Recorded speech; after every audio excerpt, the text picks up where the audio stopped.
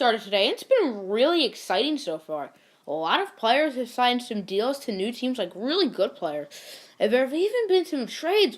And there's one trade with a superstar named Brock Osweiler, which we will get into in a minute. Alshon Jeffery has agreed to a one-year, $14 million deal with the Eagles. And I really like this deal for the Eagles for a few reasons. One, they get Carson Wentz a Christmas present. He needs receivers. They signed Torrey Smith today, which we'll talk about in a minute. And they have Jordan Matthews, and now they have Alshon Jeffery. And another reason why I like it is they only signed him for 1 year.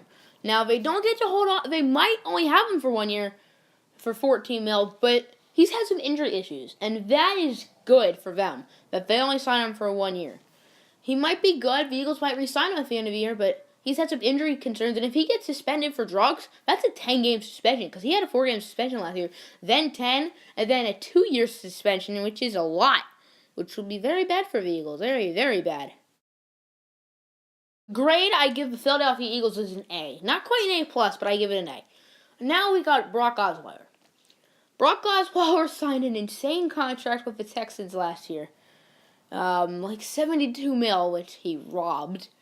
And now he's getting traded as well as a future second and a sixth to the Cleveland Browns for a 4th-round pick. Now on paper, this may seem really good for the Browns. They get a 2nd-round pick, a 6th-round pick, and a garbage can worth $16 million just for a 4th-round pick. But Brock Osweiler is just terrible. He's making too much money, and only the Browns would get Brock Osweiler. Now the Browns are looking to trade, or maybe probably trade Brock Osweiler, which is probably the best thing they can do. As for Browns, if they were smart, they would either A, draft a quarterback in the first 3 rounds, or have Cody Kessler as their quarterback this year. For the Texans, I give that a D-. I don't think it's great for them. They really don't get anything.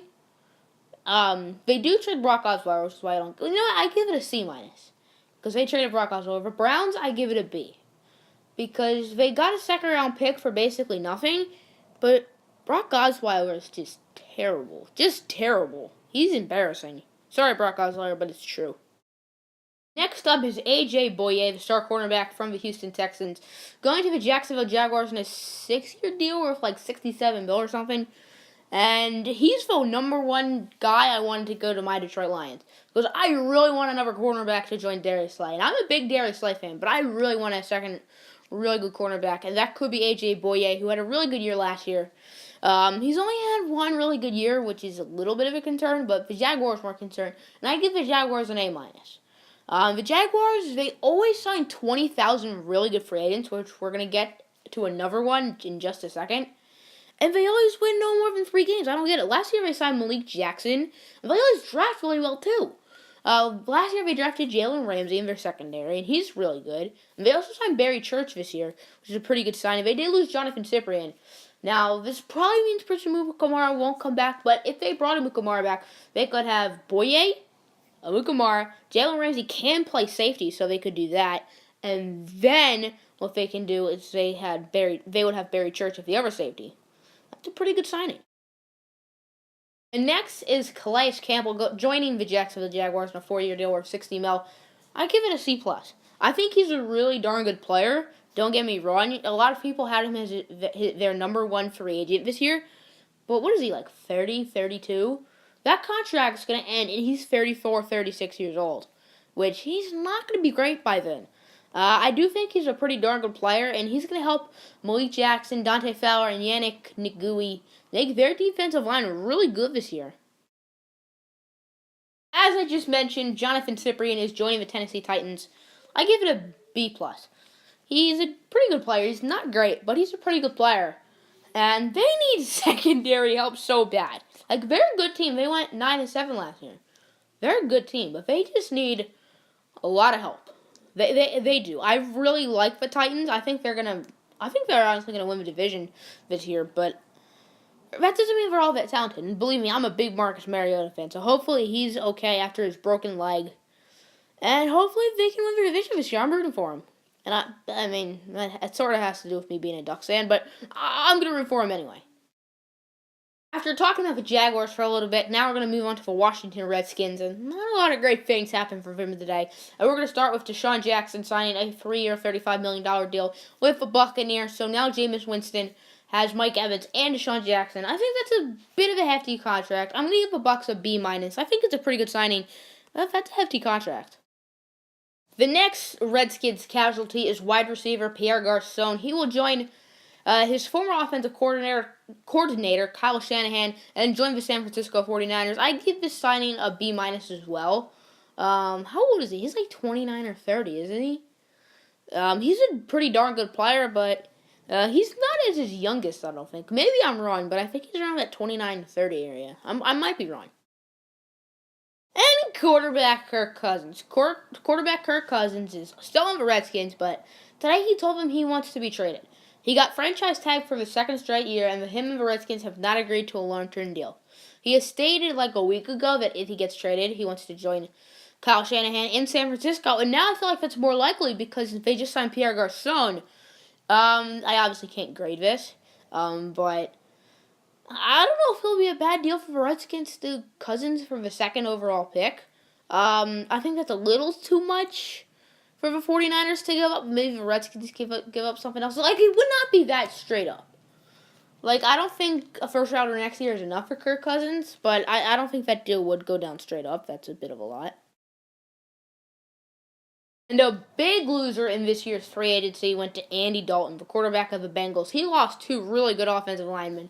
And we're going to start with Kevin Zeitler, who signed a big deal with the Cleveland Browns. He is one of the best guards in the league, and I guess he's deserving of it. As him, as well as center J.C. Tretter, are joining the Browns. J.C. Tretter played for the Packers last year. And I give this grade an A. I think this is a really good signing for the Browns. And they now have Joe Thomas as their left tackle, Joel Bitonio as their left tackle, at center is Tretter, and at right guard is Zeitler. That's really, really dangerous. That's a really good offensive line. And the other big Bengals loss on their offensive line is the veteran Andrew Whitworth. He's joining Jared Goff and the Los Angeles Rams. As he is a veteran. He's like 33, 34. I give the Rams a B. Greg Robinson did not pan out, and he's a really good player. Like, he's one of the probably 5 best free agents this year. But he is getting older, so there's that. The Browns have a lot of money, and getting Brock Osweiler doesn't help. But they did sign former Rams wide receiver Kenny Britt, who I had around 1,000 yards this year, and it was pretty good for the Rams.